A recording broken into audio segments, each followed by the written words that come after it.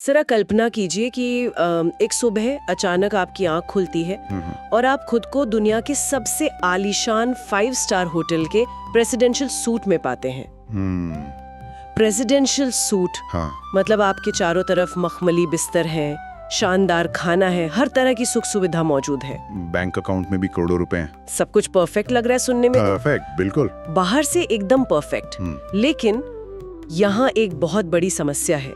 आपको अपना नाम ही नहीं याद। अरे, मतलब आपको ये नहीं पता कि आप इस होटल में आए कैसे, आपको जाना कहाँ है, और सबसे भयानक बात कि आपके अपने कौन हैं। ये तो एक तरह का नाइटमेयर हो गया। एग्जैक्टली। हाँ। बाहर से देखने पर आपके पास सब कुछ है, लेकिन अंदर से एक ऐसा खालीपन और डर है जो आपको चैन की सांस नहीं लेने दे रहा। सही बात है। और आज की हमारी इस गहन चर्चा का विषय बिल्कुल इसी मनोवैज्ञानिक और आध्यात्मिक स्थिति पर आधारित है।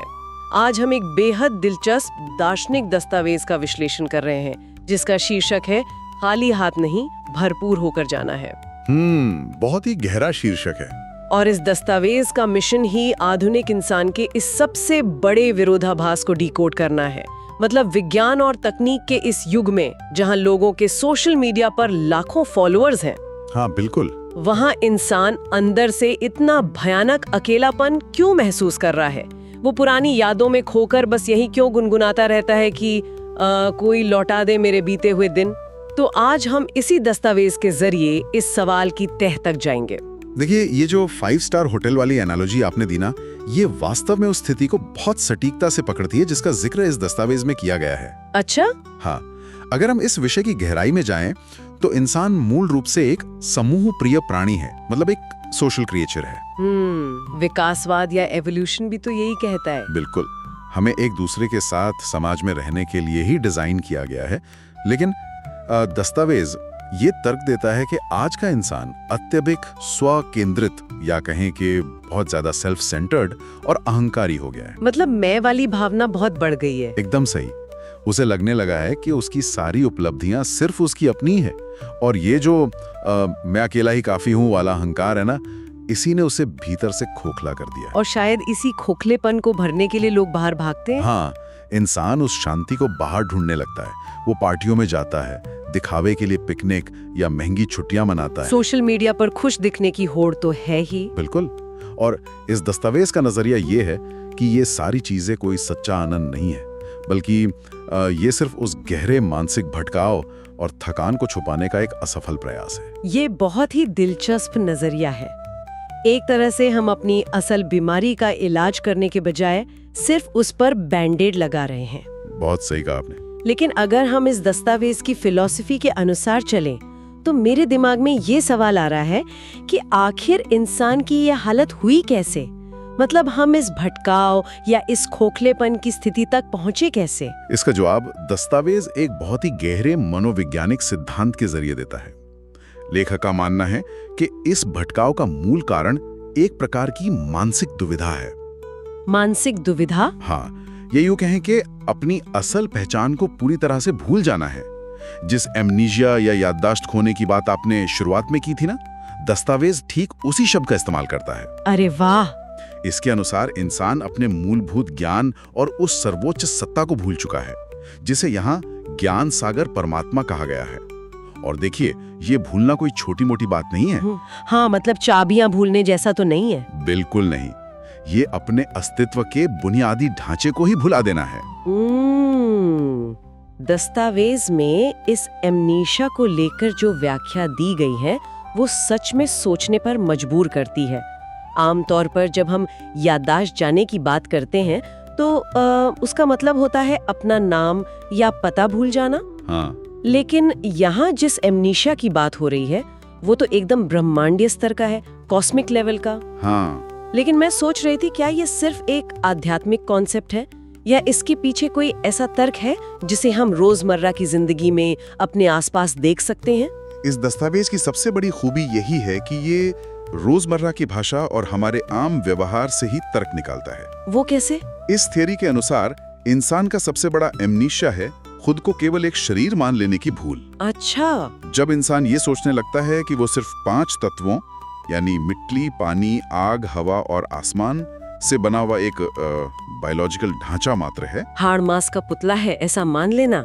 हाँ, तो वो उस चेतन शक्ति को भूल जाता है जो असल में इस शरीर को चला रही है, जिसे इस फिलॉसफी में आत्मा या कॉन्शियस एनर्जी कहा गया है। दस्तावेज तक देता है कि शरीर तो इस भौतिक दुनिया से लिया गया है और अंततः यहीं के तत्वों में विलीन हो जाएगा, लेकिन वो चेतन शक्ति वो एक मुसाफिर है। एक मुसाफिर, बिल्कुल, जिसे अपना किरदार पूरा करके वापस अपने पारलौकिक घर लौटना है, जिसे इस टेक्स्ट में परम धाम का नाम दिया गया है, सुप्रीम अबोर्ड। यहाँ भाषा का एक बहुत ही मजेदार और गहरा पहलू सामने आता है। मुझे अभी याद आया कि जब किसी का निधन होता है या जब हम किसी अंतिम संस्कार में शामिल होते हैं तो लोग अक्सर एक वाक्य का इस्तेमाल करते हैं। क्या? वो कहते हैं वो चले गए या वो गुजर गए। अरे हाँ, बिल्कुल कहते हैं। अब अगर हम इस पर थोड़ा तार्किक रूप से विचार करें तो ये बहुत ही अजीब है, क्योंकि शरीर तो हमारे सामने बिल्कुल वैसा ही पड़ा है बिस्तर पर या जमीन पर। सही बात है। तो फिर लोग ऐसा क्यों कहते हैं कि कोई चला गया? अगर हम सिर्फ शरीर ही हैं तो जाने वाला कौन है? एग्जैक्टली। तो दस्तावेज हमारे इसी रोजमर्रा के संवाद का उपयोग ये साबित करने के लिए कर रहा है कि इंसान अब चेतन रूप से, मतलब सबकॉन्शियसली, ये जानता है कि असली पहचान वो भौतिक शरीर नहीं था। बिल्कुल, बल्कि वो शक्ति थी जो अब वहां नहीं है। हाँ, और जो गया, दस्तावेज के अनुसार वही वो आत्मा या चेतना है जो इस रंगमंच पर अपना एक किरदार पूरा करके किसी नए आयाम या नए शरीर में आगे की यात्रा के लिए निकल गई है। बहुत लॉजिकल लग रहा है तो। और इस पूरी मुसाफरी का अंतिम गंतव्य या अल्टीमेट डेस्टिनेशन वो मूल घर या परम धाम है। ये जो पहचान का संकट है ना, इसी को आज के अकेलेपन का सबसे बड़ा कारण बताया गया है। लेकिन यहाँ मेरे दिमाग में एक बहुत बड़ा विरोधाभास पैदा हो रहा है। कैसा विरोधाभास? अगर ये सच है कि ये दुनिया सिर्फ एक मुसाफिर खाना है, और जैसा कि हम सदियों से सुनते आ रहे हैं कि खाली हाथ आए थे और खाली हाथ ही जाना है। हाँ, ये तो सबने सुना है। तो फिर इंसान जिंदगी भर पागलों की तरह धन संपत्ति इकट्ठा करने में क्यों लगा रहता है? मतलब अगर सबको अंदर से ये पता है कि अंत में कुछ साथ नहीं जाएगा, तो ये रैट रेस क्यों है? ये होड़ क्यों मची है? देखिए, ये इस दस्तावेज का सबसे दिलचस्प और मैं कहूँगा मनोवैज्ञानिक रूप से उकसाने वाला हिस्सा है। अच्छा। हाँ, आमतौर पर हम लोग सोचते हैं कि इंसान बस लालच की वजह से संपत्ति जमा करता है। बिल्कुल, ग्रीड। लेकिन दस्तावेज इसके पीछे एक बहुत ही अलग थ्योरी पेश करता है। इसके अनुसार संपत्ति जमा करने की जो हवस है ना, ये बेवजह नहीं है। तो फिर वजह क्या है? ये इस बात का प्रमाण है कि सभी आत्माओं की गहरी स्मृति में, चाहे वो किसी पिछले जन्म की हो या सृष्टि के किसी स्वर्णिम कालखंड की, अपार सुख, शांति और संपन्नता की एक मेमोरी दर्ज है। ओहो, मतलब एक याद बसी हुई है अंदर। एग्जैक्टली। कभी न कभी वे आत्माएं उस पूर्णता और प्रचुरता की मालिक रही हैं। अब क्योंकि वे उस आध्यात्मिक संपन्नता को भूल चुकी हैं, वे अनजाने में उसी खोई हुई संपन्नता को इस भौतिक दुनिया में वापस पाना चाहती हैं। समझ रही हूँ। वो जो आत्मा के अंदर का खालीपन है ना, इंसान उसे बस बैंक बैलेंस, महंगी गाड़ियों और रियल एस्टेट से भरने की कोशिश कर रहा है। एक मिनट, मुझे यहाँ थोड़ा रुककर आपसे एक सवाल पूछना होगा। हाँ, पूछिए। सुनने में यह एक बहुत ही सुंदर दार्शनिक विचार लगता है, लेकिन असल जिंदगी में जब आपके सामने घर की EMI खड़ी हो, बच्चों की स्कूल की फीस भरनी हो, प्रैक्टिकल बातें। हाँ, तो क्या ये दस्तावेज ये कह रहा है कि पैसे कमाना या भौतिक सुख सुविधाओं की चाह रखना ही गलत है? क्या हमें अपनी सारी महत्वाकांक्षाएं छोड़ देनी चाहिए और बस सन्यासी बन जाना चाहिए? नहीं, बिल्कुल नहीं। दस्तावेज इस तरह का कोई पलायनवादी या एस्केपिस्ट नजरिया नहीं अपनाता। अच्छा, शुक्र है। यही इस टेक्स्ट की परिपक्वता है। वो ये नहीं कहता कि धन की चाहना या एम्बिशन गलत है, वो कहता है कि हमारा तरीका और उद्देश्य गलत हो गया है। मतलब इंसान धन कमाने के पीछे इस कदर अंधा हो गया है कि वो भूल गया है कि धन असल में वैल्यू निर्माण का एक बाय प्रोडक्ट होना चाहिए, जीवन का एकमात्र लक्ष्य नहीं। तो फिर इस टेक्स्ट के अनुसार पैसे कमाने या सफल होने का सही तरीका क्या है? सही तरीका है अपने कर्म के प्रति पूरी ईमानदारी रखना, अपने दृष्टिकोण को विशाल रखना और सबसे महत्वपूर्ण, सेवा भाव से काम करना, मोटिव ऑफ सर्विस। दस्तावेज में इसे स्पष्ट करने के लिए कुछ बहुत ही वास्तविक और आधुनिक उदाहरण दिए गए हैं। जैसे डॉक्टर APJ अब्दुल कलाम, नारायण मूर्ति, रतन टाटा, कल्पना सरोज और सुधा मूर्ति। या फिर ऐतिहासिक संदर्भ में देखें तो संत तुकाराम। हाँ, ये सभी बहुत ही इंस्पायरिंग नाम है। बिल्कुल। अगर आप इन महान हस्तियों के जीवन को देखें तो इन्होंने केवल अपना बैंक बैलेंस बढ़ाने के लिए काम नहीं किया। इनका प्राथमिक उद्देश्य समाज की सेवा करना, एक बेहतरीन प्रोडक्ट बनाना या किसी बड़ी समस्या का समाधान करना था। सही बात है। दस्तावेज ये तर्क देता है कि जब इंसान इस ऊंचे दृष्टिकोण के साथ काम करता है तो दुनिया के सारे सुख, वैभव और सम्मान स्वाभाविक रूप से उसके पीछे चले आते हैं। यानी सफलता और संपन्नता केवल एक नतीजा है, लक्ष्य नहीं। एकदम सही। लेकिन ये बात हमें वापस उसी मुख्य सवाल पर ले आती है जो इस दस्तावेज का शीर्षक है, खाली हाथ नहीं, भरपूर होकर जाना है। अगर भौतिक चीजें, चाहे वे कितनी भी ईमानदारी से कमाई गई हों, वो तो यहीं रह जानी है ना, तो इस भरपूर होने का अर्थ क्या है? पैसा, रसूख, डिग्रियां सब यहीं छूट जाएंगी, तो फिर इंसान अपने साथ क्या लेके जाएगा? इसे समझाने के लिए दस्तावेज एक बहुत ही गहरा मेटाफोर इस्तेमाल करता है, बुद्धि रूपी हाथ का कॉन्सेप्ट। बुद्धि रूपी हाथ? हाँ, क्योंकि हम अपने भौतिक हाथों से तो इस दुनिया से कुछ नहीं ले जा सकते। बिल्कुल। लेकिन हमारी चेतना या बुद्धि एक ऐसा पात्र है, एक ऐसा बर्तन है जिसमें हम अनुभव और संस्कार जमा कर सकते हैं। इसे समझने के लिए एक रोजमर्रा का उदाहरण लेते हैं। हाँ, बताइए। मान लीजिए आप किसी अनजान शहर में बुरी तरह रास्ता भटक गए हैं और आपके पास कोई नक्शा नहीं है। बहुत ही स्ट्रेसफुल सिचुएशन है। बिल्कुल। फिर आप एक लोकल गाइड से मदद मांगते हैं। वो गाइड आपसे कहता है कि देखिए, तुम अपना दिमाग मत लगाओ, बस मेरे बताए हुए रास्ते पर चलते जाओ। ठीक है। जब आप अपने अहंकार को किनारे रखकर उस गाइड की बात मानते हैं तो आप मंजिल तक पहुंच जाते हैं और आपकी उलझन खत्म हो जाती है। तो इस एनालॉजी में ये गाइड कौन है? दस्तावेज के अनुसार ये सर्वोच्च गाइड निराकार परमात्मा है। टेक्स्ट ये दावा करता है कि जब इंसान अपनी बुद्धि रूपी हाथ को परमात्मा के दिशा निर्देशों, जिसे यहाँ श्रीमत कहा गया है, श्रीमत, हाँ, यानी श्रेष्ठ मत, जब इंसान खुद को उनके हवाले कर देता है तो उसके जीवन का तनाव और उलझनें कम होने लगती हैं। ये एक तरह से अपने कॉग्निटिव लोड को एक उच्च सत्ता पर सरेंडर करने जैसा है। वाह, ये तो बहुत ही रिलीफ देने वाला विचार है ना?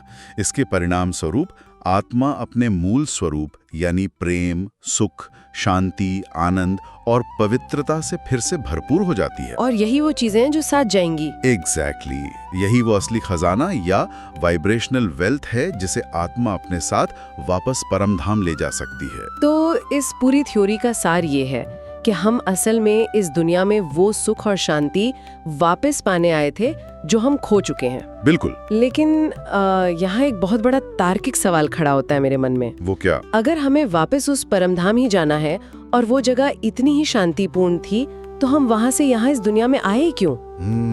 ये तो बहुत ही स्वाभाविक सवाल है। मतलब ये पूरी व्यवस्था, ये सृष्टि काम कैसे करती है? अच्छा, बिल्कुल।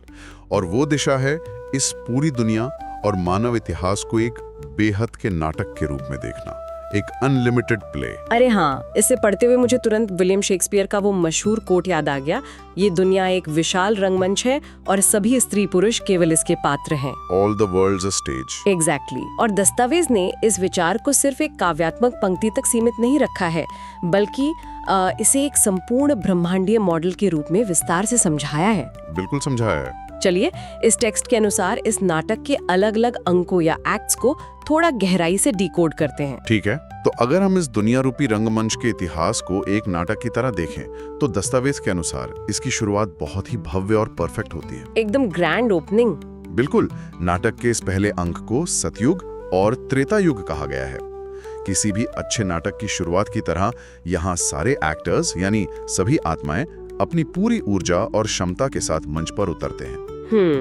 टेक्स्ट बताता है कि इस समय प्रकृति के पांचों तत्व सतो प्रधान होते हैं। एक सेकंड, ये सतो प्रधान शब्द थोड़ा तकनीकी लग रहा है।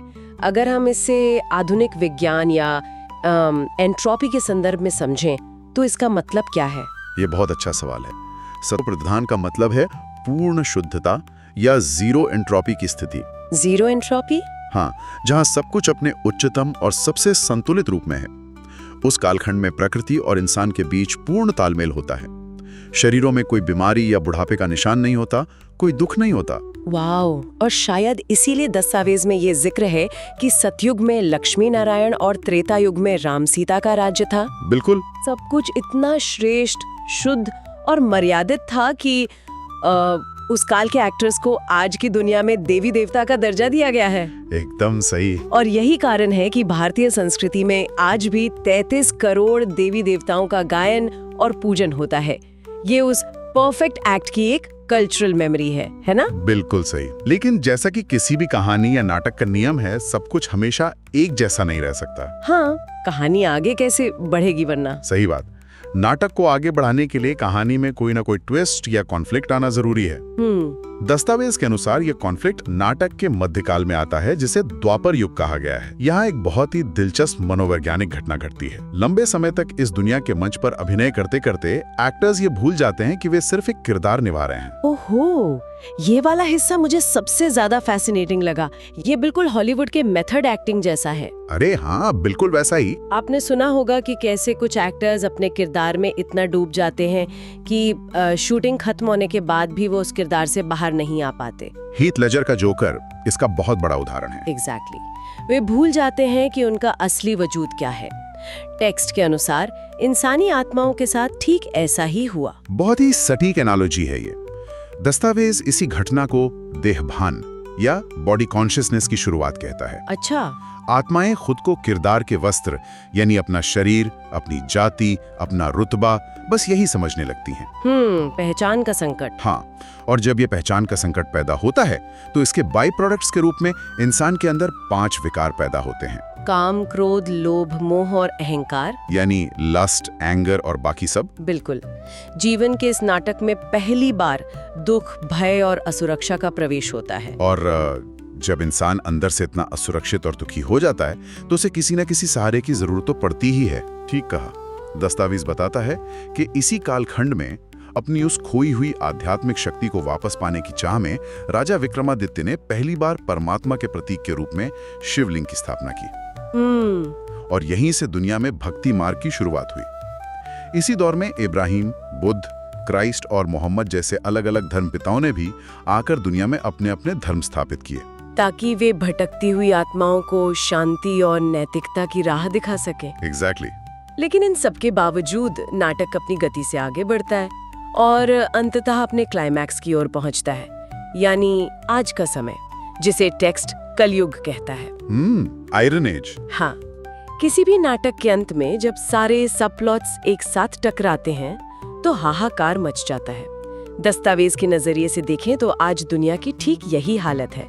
इस रंगमंच पर एक्टर्स की भीड़ यानी जनसंख्या अपनी चरम सीमा पर है। और सिर्फ भीड़ ही नहीं बढ़ी है, बल्कि वो मेथड एक्टिंग वाला जो देहाभिमान था ना, वो अब अपने सबसे भयंकर रूप में आ गया है। बिल्कुल। टेक्स्ट के अनुसार इंसान पूरी तरह से संवेदनहीन हो चुका है। जाति, धर्म, राष्ट्र और प्रांत के नाम पर अनगिनत मतभेद और युद्ध चल रहे हैं। दुख, अशांति, डिप्रेशन, तनाव, ये सब तो आम बात हो गई है। हाँ, नई नई बीमारियां इंसान की जिंदगी का सामान्य हिस्सा बन गई हैं। आत्माएं अपने मूल स्वरूप, जो कि प्रेम, शांति, आनंद था, उससे कोसों दूर चली गई हैं और अंदर से पूरी तरह खाली हो चुकी हैं। तो जरा इस स्थिति की कल्पना कीजिए। एक नाटक चल रहा है जिसका क्लाइमैक्स इतना भयानक हो चुका है कि सारे कलाकार अपना असली डायलॉग ही भूल गए हैं। वे स्क्रिप्ट से बाहर जाकर अपने ही साथी कलाकारों पर हमला कर रहे हैं, सेट टूट रहा है और पूरे रंगमंच पर भयंकर अव्यवस्था फैल गई है। एकदम कियोस। तो सवाल ये है कि इस बिखरे हुए नाटक को समेटता कौन है? क्या स्टेज बस यूं ही जलकर खाक हो जाता है? नहीं, दस्तावेज के अनुसार ठीक इसी समय इस बेहद के नाटक के दिग्दर्शक यानी डायरेक्टर की एंट्री होती है। डायरेक्टर? हाँ, और ये डायरेक्टर हैं स्वयं परमपिता परमात्मा। अब यहाँ टेक्स्ट एक और दिलचस्प तकनीकी बिंदु सामने रखता है। वो क्या? क्योंकि परमात्मा एक निराकार ज्योति बिंदु है, मतलब वो एक शुद्ध निराकार चेतना है जिनका अपना कोई भौतिक शरीर या कोई कॉस्ट्यूम नहीं है। इसलिए वे इस सृष्टि रूपी रंगमंच पर अवतरित होने के लिए या इस नाटक में हस्तक्षेप करने के लिए एक मानवीय तन का आधार लेते हैं, जिसे दस्तावेज में प्रजापिता ब्रह्मा कहा गया है। ओहो, तो क्या इसका मतलब ये है कि डायरेक्टर आके अचानक से सबको स्टेज से हटा देता है और दुनिया का अंत कर देता है? नहीं नहीं, दस्तावेज इस प्रक्रिया को बहुत ही क्रमिक और तार्किक तरीके से समझाता है। टेक्स्ट एक विशेष और बहुत ही छोटे समय काल का जिक्र करता है जिसे संगम युग कहा गया है। संगम युग? Confluence age? बिल्कुल, ये कलयुग की घोर अंधियारी रात और आने वाले सतयुग के सुनहरे दिन के बीच की भोर या ट्रांजिशन पीरियड है। इस संगम युग में वो डायरेक्टर आकर सभी एक्टर्स को उनके असली स्वरूप की याद दिलाते हैं। वे ईश्वरीय ज्ञान देते हैं और एक विधि सिखाते हैं जिसे सहज राजयोग कहा गया है। एक मिनट, ये सहज राजयोग क्या है? क्या ये वो योग है जिसमें इंसान अपनी सांसें रोकता है या शरीर को अलग अलग आसनों में मोड़ता है? ये काम कैसे करता है? नहीं, दस्तावेज स्पष्ट करता है कि ये कोई शारीरिक व्यायाम नहीं है। अच्छा। राजयोग का अर्थ है अपनी मानसिक वृत्तियों पर राज करना, मेंटल मास्टरी। ये एक बौद्धिक कनेक्शन है। जिस तरह एक खाली हो चुकी बैटरी को पावर सोर्स से जोड़कर चार्ज किया जाता है ना, ठीक उसी तरह अपनी चेतना यानी आत्मा को उस सर्वोच्च चेतना के साथ बुद्धि के स्तर पर जोड़ने की प्रक्रिया ही सहज राजयोग है। वाओ, ये तो बहुत ही लॉजिकल है। बिल्कुल। इसका उद्देश्य आत्माओं को वापस पावन और शक्तिशाली बनाना है। उन्हें ये याद दिलाना है कि वो असल में कौन है और कर्मों का ये पूरा सिद्धांत कैसे काम करता है। तो अंततः परमात्माओं ने शांति, प्रेम और शक्ति से फिर से भरपूर बनाते हैं ताकि वे बिना किसी मोह या डर के अपना ये भौतिक वस्त्र यानी शरीर उतार सकें और वापस अपने घर परम धाम लौट सकें। एग्जैक्टली। यह एक बहुत ही खूबसूरत, संपूर्ण और एक साइक्लिक नजरिया है इस पूरे ब्रह्मांड को देखने का। तो अगर हम आज की इस पूरी गहन चर्चा को समेटें तो दस्तावेज के अनुसार निष्कर्ष ये है कि यह दुनिया सचमुच एक गेस्ट हाउस या मुसाफिर खाना है। बिल्कुल है। हम यहाँ हमेशा के लिए डेरा डालने नहीं आए हैं और सबसे बड़ी बात, हमें यहाँ से धन दौलत, गाड़ियाँ या अपना बैंक बैलेंस लेकर नहीं जाना है क्योंकि वो संभव ही नहीं है। सही बात है। हमें यहाँ से अपने असली स्वरूप, उन मूल गुणों जैसे प्रेम, आनंद और शक्ति से भरपूर होकर जाना है। और ऐसा करने के लिए हमें अपने देह रूपी वस्त्र या अपनी इस टेम्पररी फिजिकल आइडेंटिटी के मोह से मुक्त होना होगा। एकदम सही। दस्तावेज का अंतिम आह्वान बहुत ही स्पष्ट और सीधा है। वो कहता है कि समय को पहचाने, इस रंगमंच पर अपने पार्ट को, अपने किरदार को पहचाने, इस नाटक के डायरेक्टर को पहचाने और अपने अहंकार को किनारे रखकर अपनी बुद्धि का समर्पण कर खुद को उन आध्यात्मिक खजानों से भरपूर बनाए। बिल्कुल। जरा सोचिए, जब एक एक्टर का कोई बहुत भारी और मुश्किल नाटक खत्म होता है तो वो ग्रीन रूम में जाकर अपने उस भारी भरकम कॉस्ट्यूम और मेकअप को उतारकर अपने घर के आरामदायक और सादे कपड़े पहन लेता है। हाँ, बहुत रिलीफ मिलता होगा। उस वक्त उसे जो गहरी राहत और सुकून मिलता है, दस्तावेज कहता है कि ठीक वही सुकून एक आत्मा को अपने मूल स्वरूप में लौटने पर मिलता है। ये कॉस्ट्यूम वाली बात मुझे बहुत गहराई से हिट कर रही है और इसी बात से मेरे मन में इस चर्चा के अंत में एक बहुत ही प्रोवोकेटिव विचार आ रहा है। वो क्या? मान लीजिए अगर इंसान सचमुच इस दस्तावेज की फिलॉसफी को रोजमर्रा की जिंदगी में अपना ले, अगर कल सुबह उठकर लोग ये मान लें कि हमारी मौजूदा पहचान, हमारा रुतबा, हमारी डिग्रियां, हमारा बैंक बैलेंस और यहाँ तक कि हमारी सारी परेशानियां भी सिर्फ एक कॉस्ट्यूम है, एक ऐसा पहनावा जो हमने सिर्फ कुछ समय के लिए इस रंगमंच पर पहना हुआ है, तो क्या होगा? तो क्या हमारे आसपास के लोगों के साथ हमारे व्यवहार करने का तरीका पूरी तरह से नहीं बदल जाएगा? अगर हम सड़क पर, ऑफिस में या घर में होने वाली हर बहस को सिर्फ दो एक्टर्स के बीच का एक सीन मान लें जो कुछ देर बाद खत्म हो जाएगा, तो आधी परेशानियां तो वैसे ही खत्म हो जाएंगी। बिल्कुल। शायद हमारी जिंदगी की आधी उलझने और तनाव कल सुबह ही खत्म हो जाए। इस दुनिया को देखने का ये नजरिया कितना आजाद करने वाला हो सकता है। वाकई बहुत ही पावरफुल विचार है ये। और इसी विचार के साथ हम आज की इस गहन चर्चा को यहीं विराम देते हैं। इस दस्तावेज ने यकीनन दुनिया को देखने का एक बिल्कुल नया लेंस दिया है। सोचने के लिए बहुत कुछ है। मिलते हैं अगली बार एक और नए विषय की गहराई में उतरने के लिए। ओम शांति। आशा है कि यह विश्लेषण आपको अच्छे लग रहे होंगे। अगर आपके सुझाव हुए तो ज़रूर हमें बताइए। ओम शांति।